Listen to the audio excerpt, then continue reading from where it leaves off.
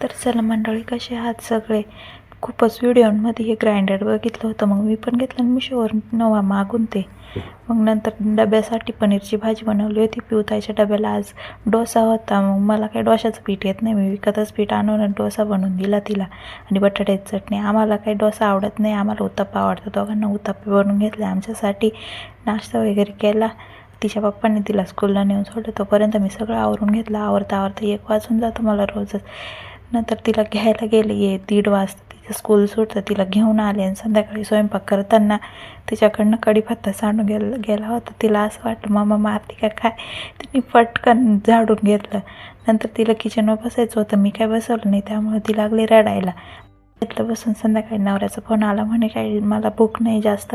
मग मी पण सकाळचं थोडंसं पीठ बाकी होतं डोशांचं, ते डोसे बनवून घेतलं. त्यांनी पार्सलमध्ये आणलं होतं मंचुरियन घेतलं. मग खाऊन कसं वाटलं व्हिडिओ नक्की सांगा. चला बाय.